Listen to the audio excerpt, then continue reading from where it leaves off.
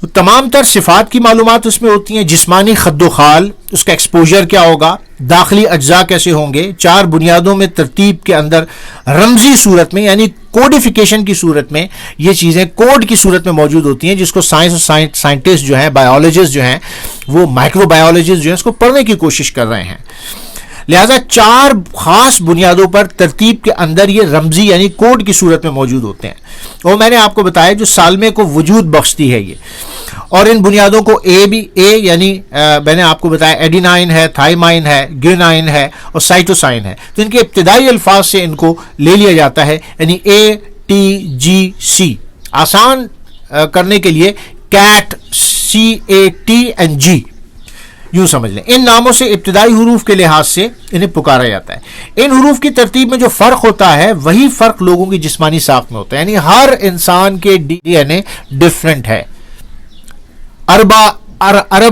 جو لوگ دنیا میں آتے ہیں اور گزر چکے ہیں، جو موجود ہیں، ہر ایک کا DNA ڈفرینٹ ہے۔ یہ اللہ تبارک و تعالیٰ کی خلاقی ہے، یہ اس کی تخلیق کا ایک کرشمہ ہے۔ تو ان حروف کی ترتیب میں جو فرق ہوتا ہے وہی ہر انسان میں فرق ہوتا ہے اس کی جسمانی ساخت میں۔ ایک اندازے کے مطابق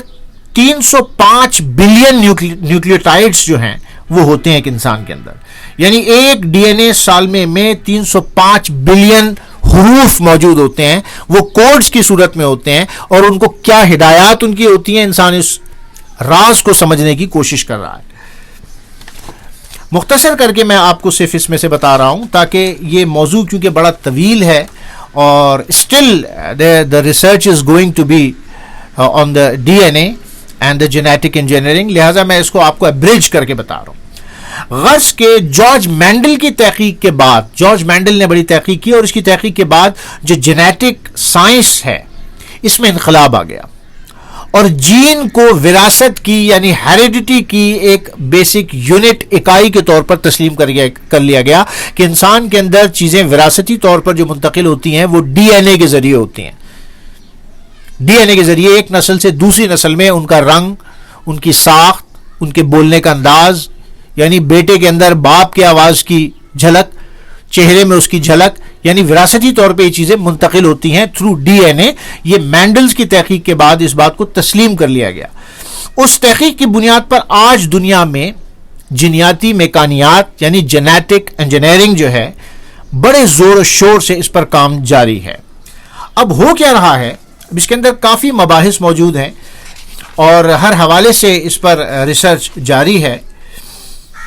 جینیٹک کوڈ انسانوں کا خاکہ تیار کرتا ہے،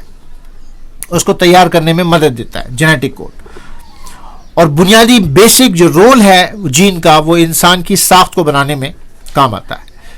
جبکہ ماحول اس خاکے اور شخصیت اور رویے کی نشوونما کر کے اس میں رنگ بھرتا ہے۔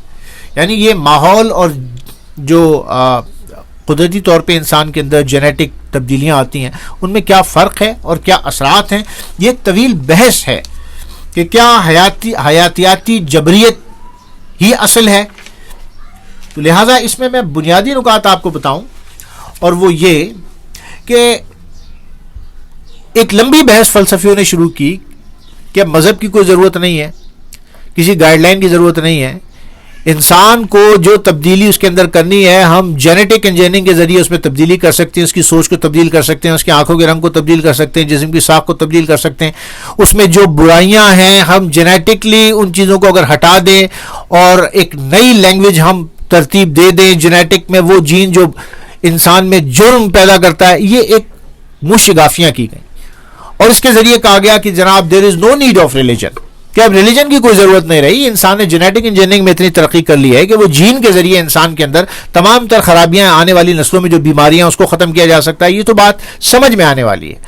لیکن آگے جو کہا گیا کہ there is no need of religion, یہ مشگافیاں ہیں، اور حیاتیاتی جبریت کو یوں سمجھے ایک آلے کے طور پر استعمال کر کے نئی نسل کو سکھایا گیا فرسٹ ورلڈ کی کہ now there is no need of religion, now science has overcome, اور now man has to be a supernatural, انسان خود اپنا خالق بن گیا ہے، اور جو اس میں تبدیلی کرنا چاہتا ہے وہ کر دے، اس کے کردار میں، اس کی شخصیت میں، اور اس کی جو کوالٹیز ہے جسم کی، اس میں چینج لا سکتا ہے وہ جینیٹک انجینئرنگ کے ذریعے۔ سائنسدانوں نے جو کوشش کی، جو کر رہے ہیں وہ نہ صرف ان حروف اور پیغامات کو پڑھنے کی بلکہ ان پیغامات کو حسب خواہش تبدیل کرنے کی، یعنی انجینئرنگ اس میں کر کے کہ اس کوڈک لینگویج کو، جو کوڈڈ لینگویج ہے ڈی این اے کی، اس میں توڑ پھوڑ کر کے ہم نئی تعمیر کر سکتے ہیں اور انسان کے اندر سے بری صفات کو ختم کر کے اس میں اچھی صفات لا سکتے ہیں. لہذا یہ کوشش کی گئی. اس ساری گفتگو کے بعد جو اصل موضوع ہے وہ یہ کہ جہاں تک جینیٹک انجینئرنگ کا تعلق ہے، اسے مطلقاً ہر مقصد کے تجربات کے لیے جائز نہیں قرار دیا جا سکتا، کیونکہ اس سے جو چیزیں سامنے آئیں وہ جناب یہ کہ انسان کی جین میں تبدیلی کر کے یا کلوننگ کے ذریعے ہم ایسے انسان پیدا کر سکتے ہیں جو ریپلیکا ہوں گے، یعنی بڑے بڑے مجرم اپنا کلون کروا لیں. یعنی دنیا کے کئی ممالک نے، کرسچن ورلڈ ہو یا پھر وہ کمیونسٹ ورلڈ ہو، سوشلسٹ ورلڈ ہو یا اسلامک ورلڈ ہو، سب نے اس پر بین لگایا اور کہا کہ انسان کو تختہ مشق ہم نہیں بنا سکتے، کیونکہ اگر اس میں یہ ہے کہ کان کی جگہ آنکھ، آنکھ کی جگہ کان، دو آنکھوں کی بجائے ایک آنکھ، یعنی ایسے انسان وجود میں آنے لگیں گے جن کی ایک آنکھ ہوگی، جن کی 3 آنکھیں ہوں گی، باڈی جو ہے وہ ڈاگ کی ہوگی، آگے اس کا جو سر ڈیولپ ہوگا وہ جناب شیر کا ہوگا. تو لہٰذا ایسے تجربات کی کسی نے اجازت نہیں دی بشمول اسلام کے، کہ there is no permission to put all the experiments on human gene in this regard to make an alteration in human structure, especially جو اس کا وجود ہے اس کے اندر جتنی چیزوں کو کہا کہ آلٹر کریں. تو لہٰذا اس حوالے سے ہم دیکھیں تو جینیٹک انجینئرنگ جو ہے وہ ایک بڑھتی ہوئی سائنس ہے، اس میں کوئی شک نہیں.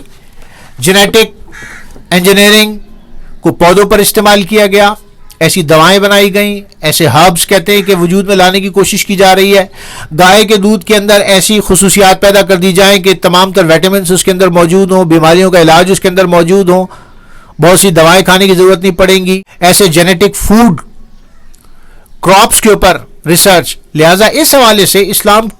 میں کوئی قید نہیں ہے اور کسی نے اس پر اعتراض نہیں کیا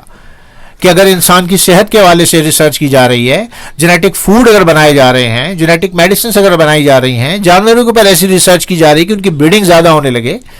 اور اس سے انسانی ضروریات پوری ہو سکیں،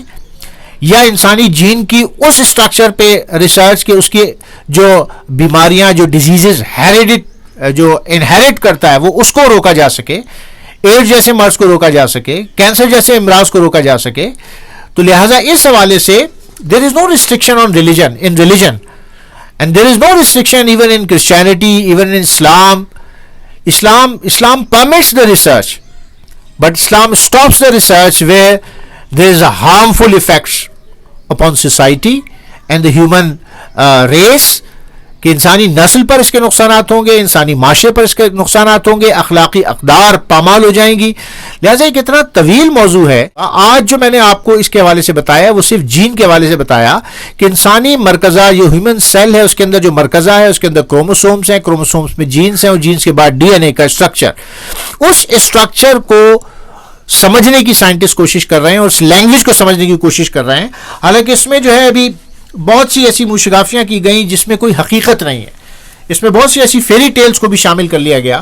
کہ اس میں ابھی یہ حقیقت نہیں ہے کہ جناب اس میں جو تبدیلی کی جا رہی ہے وہ پازیٹیو بھی ہے اور اس میں نیگیٹیوٹی بھی ہے. لہذا ان نظریات کو اگر ہم مذہب کے حوالے سے سمجھیں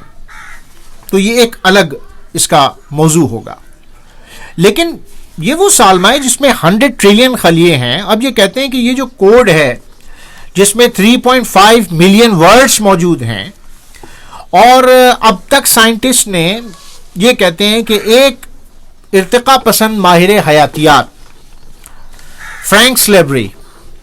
یہ کہتا ہے ایک ناممکن بات پر یوں تبصرہ کرتا ہے کہ ایک درمیانے لہمیے میں 1300 امائنو جو ترشے ہیں وہ شامل ہوتے ہیں. لہذا ایک جین جو اسے کنٹرول کر رہا ہوتا ہے اس کی زنجیر میں تقریباً 1000 نیوکلیوٹائڈز ہو سکتے ہیں. ایک ڈی این اے زنجیر میں چونکہ 4 قسم کے نیوکلیوٹائڈز ہوتے ہیں جو میں نے بھی آپ کو بتایا کیٹ جی کے نام سے، جن میں سے ایک میں 100,000 کڑیاں موجود ہوتی ہیں اور جو 4,000 شکلوں میں موجود ہو سکتی ہیں. لہذا جین کے بارے میں یہ کہنا کہ جین کو مکمل طور پر پڑھ لیا گیا ہے، ایسا نہیں ہے. یعنی ابھی اس کے 1% کو بھی نہیں پڑھا اور اس میں ملینز آف انسٹرکشنز موجود ہیں، اور ملینز آف انسٹرکشنز میں سے انسان نے صرف اور صرف ابھی 2,000 انسٹرکشنز کو پڑھا ہے اور سمجھا ہے، اور یہ سفر جاری ہے. اب یہ کہ کلوننگ، ہیومن کلوننگ، اس پر اسلام کا اسٹانس کیا ہے اور ریلیجن اس پہ ہمیں کیا ضرورت ہے ریلیجن کی اس حوالے سے، انشاءاللہ نیکسٹ ویڈیو میں آپ کو بتائیں گے. آج ہم نے آپ کو صرف یہ بتایا کہ what is D N A, what is genetic engineering, اور جینیٹک انجینئرنگ سے کیا کیا کرنے کی کوشش کی جا رہی ہے. انشاءاللہ نیکسٹ ویڈیو میں اسلامک پوائنٹ آف ویو سے قرآن مجید فرقان حمید کی آیات کے حوالے سے آپ کو بتائیں گے کہ what is the basic instance and the teachings of Islam regarding the genetic engineering, تاکہ ہمیں پتہ چل سکے کہ ہمارا مذہب in every walk of life the Islam guides us, because Islam is the religion of nature. Islam permits the genetic engineering, but to what extent, we will discuss it in the next video. Assalamu alaikum wa rahmatullahi wa barakatuh.